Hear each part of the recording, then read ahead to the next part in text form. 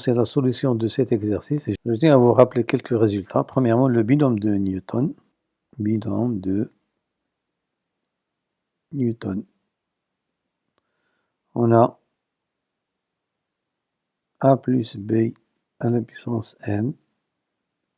C'est la somme k variant de 0 à n, ckn, à puissance k fois b à la puissance n moins k. Et la forme exponentielle d'un nombre complexe, c'est cos θ plus i sinus θ égale exponentielle iθ. Et la formule de Moivre,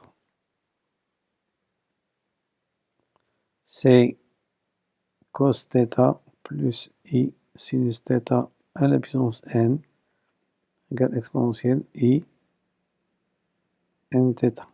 Donc, on va utiliser le nombre complexe. On a Sn plus i Tn égale, bon, on peut factoriser par sigma pour faire vite un petit peu, et les ckn bien sûr. On aura ici cosinus kx plus i sinus kx. Donc Sn plus i Tn égale toujours sigma k variant de 0 à n ckn. Ici c'est cosinus x plus i sinus x d'après Moivre, k, qui est égal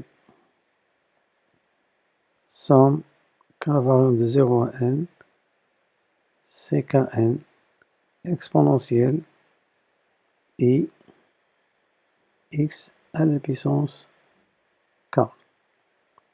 Bon, on peut ajouter ces 1 à la puissance n moins k. Donc c'est de la forme a plus b à la puissance n qui est égal à 1 plus exponentielle ix plus tout à la puissance n. Bon, ici a vaut exponentielle x et b vaut 1. Ça c'est toujours Sn plus Itn.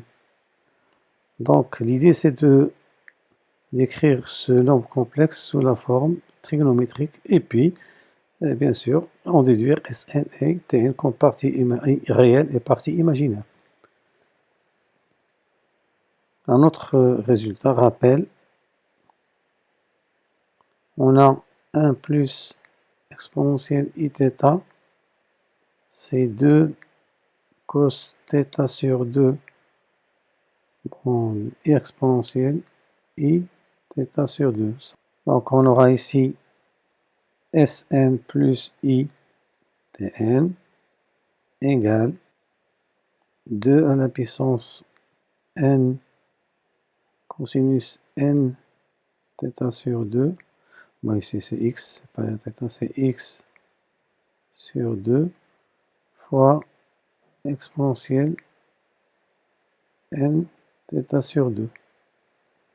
Donc, on aura ici Sn, c'est la partie réelle de ce complexe, donc ça fait 2 à la puissance n cosinus n x sur 2 fois cosinus nx sur 2, et Tn, c'est la partie imaginaire, c'est 2 à la puissance n cosinus nx sur 2 sinus nx sur 2.